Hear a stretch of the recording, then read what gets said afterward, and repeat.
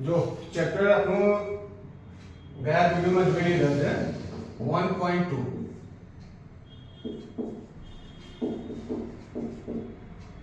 હવે એમાં એક પ્રશ્ન છે કે જો ગુસ્સા 306 અને 657 ઇક્વલ ટુ 9 છે તો લસા શોધવાનું છે. શું શોધવાનું છે? લસા. આપેલો છે બે સંખ્યા, એક સંખ્યા છે 306 અને બીજી સંખ્યા છે 657. આ બે સંખ્યા આપેલો છે અને એનો ગુસ્સા આપેલો છે.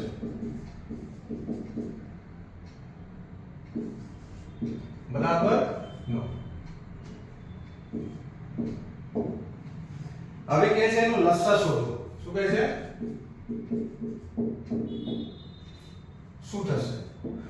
આપણે શીખી ગયા છે કે કોઈ બે સંખ્યા હોય a અને b. a અને b બે સંખ્યા છે તો a ગુણ્યા b બરાબર a અને b ના લસા અને a અને b ના ગુસ્સા. આ બે બરોબર હોવું જોઈએ. ઠીક છે? તો આપણે શું કરવાનું છે? તો બે સંખ્યા આપેલી છે a અને b આપેલો છે 306 ગુણ્યા 657 ઇક્વલ ટુ 9. ગુસ્સા આપેલો છે ગુણ્યા આપણે એને x માની લઈએ. ધારો કે આપણે શું છે અહીંયા લખી દો તમે. ધારો કે લસા x છે. શું છે? x છે. તો આ પ્રમાણે શું થઈ જાય? x ઇક્વલ ટુ 360 ગુણ્યા 657 બાય 9. હવે છેદમાં શું આવી જશે? 9 આવી જશે. હવે 9 ને આપણે ભાગીએ. 3 થી ભાગો 3 3 9 3 1 3 0 3 2 6 થઈ ગયા. પછી 3 થી કરો 3 2 6 પછી 19 30 57 થઈ ગયા. તમે શું જવાબ મળી ગયા?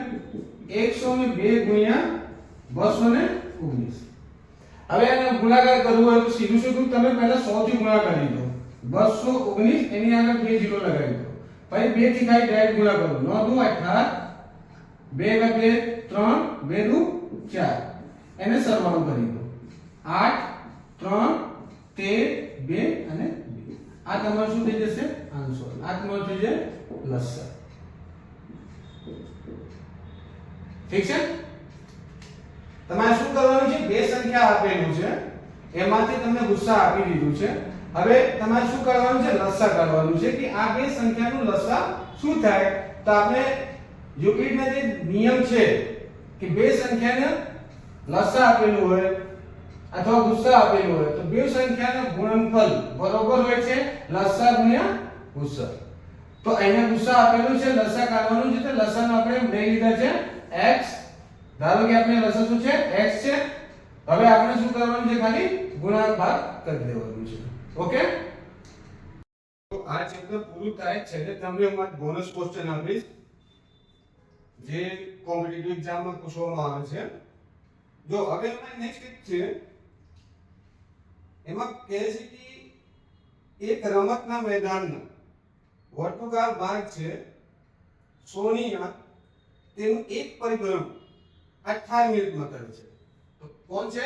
સોનિયા છે. કેટલો મિનિટ લે છે? 18 મિનિટ.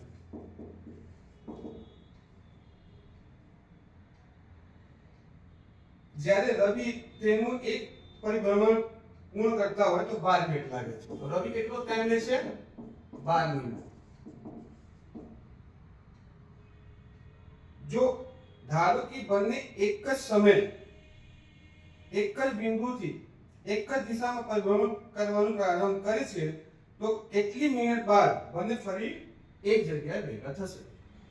જ્યારે કે આ ટાઈપનો કોઈ પ્રશ્ન હોય તો આપણે ધ્યાન રાખવાનું કે એ કહે છે કે લસા કરો. શું કહે છે? લસા કરવાનું કહે છે. તો તમારે શું કરવાનું છે? 18 અને 12 નું લસા કરી. આનું શું થઈ જાય?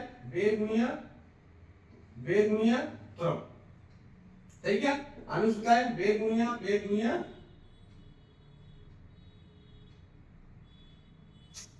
સોરી ઊંધું થઈ ગયું. આ 2 ગુણ્યા 3 થાય. આનું શું થાય? 2 ગુણ્યા 2 ગુણ્યા 3 2 3 6 6 3 18 2 દુ 4 4 3 12 થઈ ગયા તો શું આવશે 2 ગુણ્યા 2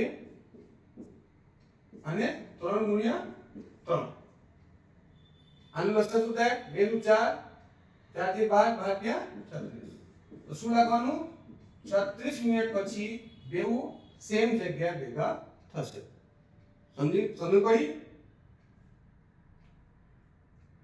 સોનિયા 18 મિનિટમાં પૂરું કરે છે રવિ 12 મિનિટમાં પૂરું કરે છે એક જ જગ્યા ઉપર આ વર્તુળ સમજી ઠીક છે આ જગ્યાએથી ચાલવાનું પ્રારંભ કરે છે S અને R સોનિયા અને રવિ આ પૂરું કરે છે કેટલા મિનિટમાં તો 12 મિનિટ લગાવે છે આ કેટલા પૂરું કરે છે 18 મિનિટમાં પૂરું કરે છે તો ક્યારે બેઉ એક જગ્યાએ ભેગા થશે તો 36 મિનિટ પછી બેઉ અહીંયા ફરીથી ભેગા થઈ જશે ક્લિયર આ તમારો જો આ ચેપ્ટર છે જેમાં શું પૂછે જાય કે ભાગાકારની લાંબી પ્રક્રિયા કર્યા વગર નીચે દર્શાવેલ સંમેય સંખ્યાઓનું દશાંક શાંત છે કે અનંત છે એ શોધવાનું છે તો સૌથી પહેલા આપણે સમજી લઈએ કે શાંત હોય તો શું હોય શાંતનો નિયમ છે કે છેદમાં 2 ટુ ધી પાવર m અને 5 ટુ ધી પાવર n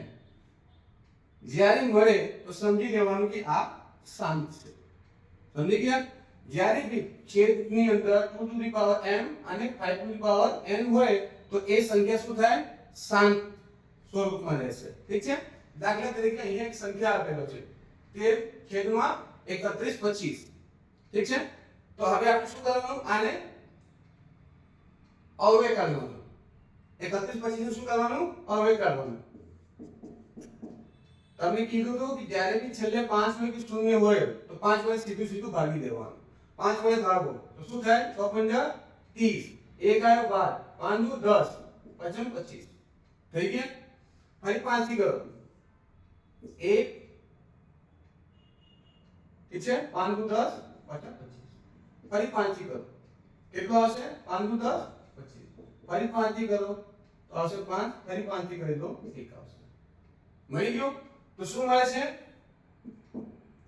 13 છેદમાં 5 1 2 3 4 5 5 ના ઘાત 5 મળે છે ઠીક છે અહીંયા 2 નથી તો આપણે શું લેવાય અહીંયા 2 ટુ ધી પાવર 0 જ્યારે કોઈ બી સંખ્યા હોય એનો પાવર 0 હોય એનો મતલબ છે 1 કોઈ પણ સંખ્યા હોય કોઈ પણ સંખ્યાના ઘાત 0 હોય એનું વેલ્યુ શું થશે 1 જ થશે તો અહીંયા મળી ગયું તમને ઠીક છે તો આપણા નિયમ પ્રમાણે 2 ટુ ધી પાવર m અને 5 ટુ ધી પાવર n એટલે આપણે એને શું કહેવાય શાંત સ્વરૂપમાં છે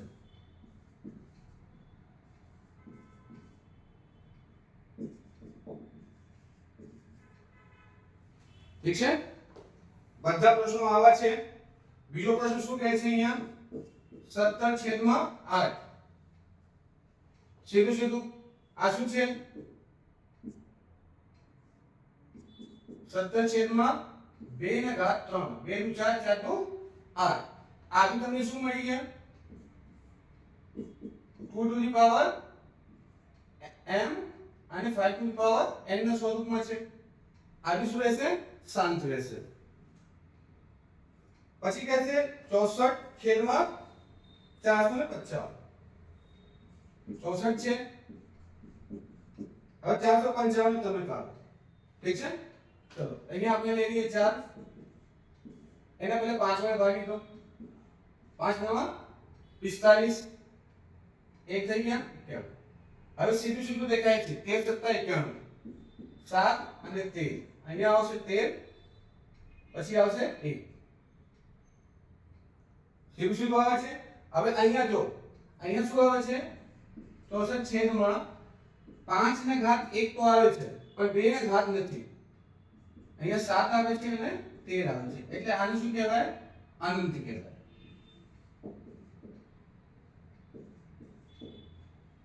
સમજણ પડી આ રીતે તમે બાકીના પ્રશ્નો સોલ્વ કરી શકો જે તમને ખબર ના પડે ઓકે તમે કમેન્ટ બોક્સમાં લખી દેજો હું એને ફરીથી સોલ્વ કરીને તમને આપી દઈશ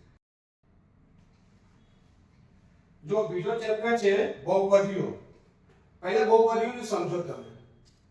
એનો ફોર્મ્યુલા છે ax² + bx + c = 0. બહુપદી એટલે એક કરતા વધારે પદ હોય. એક કરતા વધારે પદ હોય એને શું કહેવાય? આપણે બહુપદી કહી શકાય. ઠીક છે.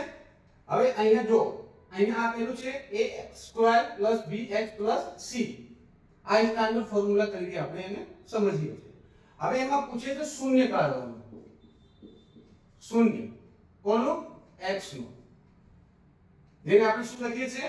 px લખીએ છીએ.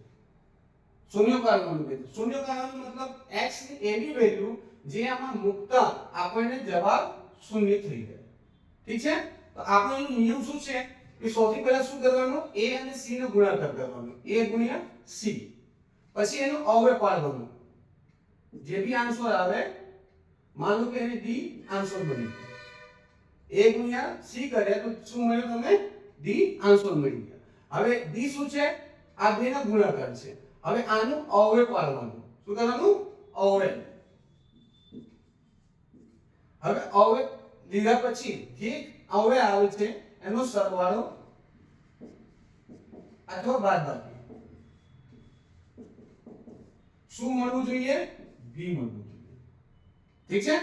જ્યારે આ b મળે ત્યારે તમે આ સમીકરણને સોલ્વ કરી શકો છો. દાખલા તરીકે પ્રશ્ન આપેલો છે x² - 2x - 8 = 0. આ એક પ્રશ્ન આપેલો છે. તો આપણે શું કરવાનું? અહીંયા 8 ના ગુણાકાર 1 માં કરવાનો. જ્યારે કોઈ સંખ્યા ના આપેલું હોય તેનો મતલબ છે 1. તો 8 ના ગુણાકાર કરશો 1 માં તો શું આવશે? 8. 8 ના અવયવ પાડશો તો શું આવશે? 2 ગુણ્યા 4. ઠીક છે. 4 દ્વારા આપણે લખી શકાય. હવે અહીંયા જો 4 માંથી 2 માઈનસ કરો તો શું થાય? આન્સર 2 આવશે. થઈ ગયા. હવે અહીંયા સાઈન માઈનસ માં છે એટલે મોટી સંખ્યા માઈનસ માં લેવાનું. x² - 4x + 2x - 8 = 0. થઈ ગયા. આપણે x² - 4x -4 પહેલા કેમ લીધા? એટલે કે અહીંયા સાઈન શું છે? માઈનસ માં છે.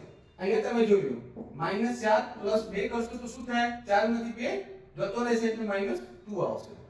ક્લિયર? અહીંયા માઈનસ થઈ ગયા. પછી આપણે આ બેમાંથી કોમન લેવાનું અને આ બેમાંથી અલગ કોમન લેવાનું. આ બેમાંથી જ્યારે તમે આ ક્વેશ્ચનને આ રીતે સોલ્વ કરશો તો તમને બેઉ બાજુ શું મળશે? સેમ અવયવ પ્રાપ્ત થાય. તો અહીંયા x કોમન લેશો તો શું આવશે? x - 4. અહીંયાથી +2 કોમન લેશો તો શું આવશે? x - 4. ઠીક છે. તો બે ભાગ પડી ગયા x + 2 અને બીજો શું આવ્યો? x - 4. જ્યારે x + 2 = 0 હોય ત્યારે px બરાબર શું થાય તમારો? -2. અને જ્યારે x - 4 બરાબર 0 હોય ત્યારે px બરાબર શું થાય?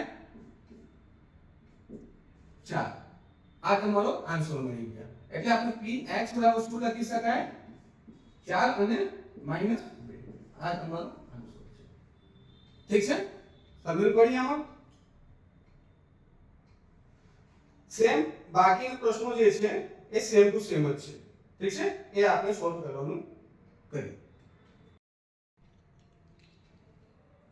જો નેક્સ્ટ પ્રશ્ન આપેલો છે 4s² - 4s + 1 = 0. જો તમને ફોર્મ્યુલા યાદ હોય a + b² a - b². Formula યાદ તો હશે તમારે. આને શું થાય? a² + b² - 2ab. આનું શું થાય? a² + b² - 2ab. હવે આમાં તમે જોઈ લો. આને આપણે સીધું સીધું લખી શકાય 2s - 1 નો હોલ સ્ક્વેર. a નો વર્ગ શું થાય? 2 * 4 4s² પ્લસ b નો વર્ગ શું થાય? 1. 1 નો વર્ગ 1 જ થાય. માઈનસ 2 ગુણ્યા 2 * 2s * 1.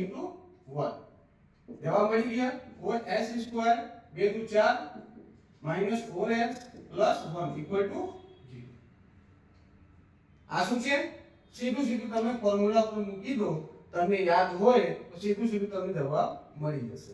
તો અહીંયાથી શું આવશે તમારો 2s - 1 નો હોલ સ્ક્વેર ઇક્વલ ટુ 0. તો 2s - 1 બરાબર 0.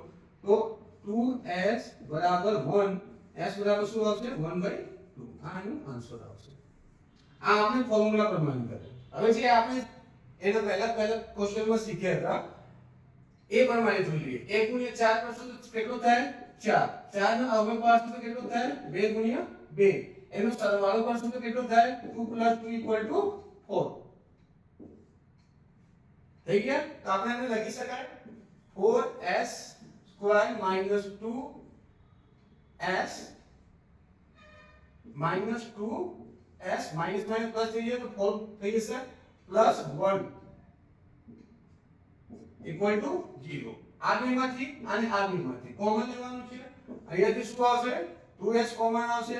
અહીંયા શું બચશે 2s - 1. અહીંયાથી -1 કોમન લેવાનું તો શું બચશે 2s - 1 ઇક્વલ ટુ 0. સેમ થઈ ગયા 2s - 1 ઇક્વલ ટુ 0. તો 2s - 1 2s બરાબર 1 s બરાબર 1/2 અને આન્સર આવી જશે. ઠીક છે? આ તમારો શું છે પ્રશ્ન છે. આ બીજો પ્રશ્ન છે જે તમે સોલ્વ કર્યા. ઓકે, હવે દરરોજ આ તમને વિડિયો જોવા મળશે. જે વિદ્યાર્થીઓને મફતમાં ટ્યુશન ક્લાસ લેવું હોય ગણિત, વિજ્ઞાન, અંગ્રેજી, સમાજ અને ગુજરાતી બધાને વિડિયો અહીંયા તમને જોવા મળશે. તો આ ચેનલને તમે સબસ્ક્રાઇબ કરી લેજો. તમારા ભાઈબંધો જોડે એને શેર કરી આપજો. આ મફત ક્લાસીસ છે, કોઈ ચાર્જ નથી આ વિડિયોમાં. તમે ઘરે બેઠા બેઠા ટાઈમ પાસ કરો એના કરતાં અડધો કલાકનો ટાઈમ કાઢીને તમે વિડિયો જોઈને ગણિત આસાનીથી શીખી શકો. હું તમને ક્લાસ ચાલુ થતા એ ટાઈમે કીધું હતું તમને બોનસ ક્વેશ્ચન આપીશ. તો જે કોમ્પિટિટિવ એક્ઝામમાં પૂછવામાં આવે છે એવા ટાઈપના જે પ્રશ્નો છે એ આજે હું તમને એક બે પ્રશ્નો સોલ્વ કરીને બતાવું છું. ઓકે, જો આ તમારો બોનસ ક્વેશ્ચન છે. ઠીક છે? જેમાં શું કહે છે કે કોઈ વ્યક્તિ 90 ન્યૂ ઘડિયાળ ખરીદે છે, જેમાં 40 ઘડિયાળ વેચે છે 10% પ્રોફિટ લઈને, 50 ઘડિયાળ વેચે છે 20% પ્રોફિટ લઈને. જો એ વ્યક્તિ ટોટલ ઘડિયાળ ન્યૂ ઘડિયાળ વેચ્યો હોત 15% પ્રોફિટ લઈને તો શું થાય આ બે કરતા જે પ્રોફિટ મળ્યો છે એના કરતા 40 રૂપિયા ઓછા મળ્યા હોય તો એની મૂળ કિંમત આપણે શોધવાનું છે. જેનું ઓપ્શન આપેલું છે 50, 60, 80 અને 90. આપણે શું કરવાનું, ધારો કે મૂળ કિંમત x છે. શું છે? મૂળ કિંમત x છે. તો આપણે સીધું ગણતરી કરવાનું. શું કરવાનું? x નું 10% ટકાને આપણે છેદમાં લઈ લેવાય ગુણ્યા 40 પ્લસ x નું 20% ગુણ્યા 50 બરાબર છે કોનું x નું 15% પ્લસ ગુણ્યા 90 પ્લસ 40. ઠીક છે? આ બેનો પ્રોફિટ બરોબર છે. આનું ટોટલ પ્રોફિટ કરતા 40 વધારે છે. ઠીક છે? તમે અહીંયાથી x ની કિંમત આપણે શોધી લેવાનું. આ બે શૂન્યથી આ બે શૂન્ય કટ થઈ ગયા. ઉપર આવ્યો 4x પ્લસ આ 0 થઈ ગયા 5 દુ 10 10x બરાબર અહીંયાથી આ કટ થઈ ગયા 5 3 15 5 દુ 10 9 3 27 27x પ્લસ 40/2. ઠીક છે? હવે સીધી ચોકડી ગુણા કરી દો. 10 4 14 થઈ ગયા. x બરાબર 80 થઈ જશે. 27x plus 80/2. બે ને પણ અહીંયા થાય 14 28x બરાબર 27x પ્લસ 80. 27 આ બાજુ આવશે. શું બચશે? 28x માઈનસ 27x બરાબર 80. તો અહીંયાથી શું થાય? x બરાબર 80. તો આનો આન્સર શું આવશે? c. ઠીક છે? આ રીતે તમે ક્વેશ્ચન સોલ્વ કરી શકો. આ બધા ક્વેશ્ચન જે છે એ કોમ્પિટિટિવ એક્ઝામમાં સરકારી પરીક્ષામાં પૂછવામાં આવે છે કે કોઈ વ્યક્તિ છે જે આટલા વસ્તુ ખરીદે છે આટલા ટકા ઉપર, ઠીક છે, આને આપણે કહેવાય સેલિંગ પ્રાઇસ. આને શું કહેવાય? Selling price. ઠીક છે, આને આપણે શું શોધવાનું હતું? એની મૂળ કિંમત, કે એક ઘડિયાળની મૂળ કિંમત કેટલી છે. તો આપણે દરરોજે આપણે એવા પ્રશ્નો હોય તો તમે કમેન્ટમાં મૂકી શકો, આપણે એને સોલ્વ કરીશું અને તમને કોશિશ કરીશું કે તમને પ્રોપર સમજણ પડે.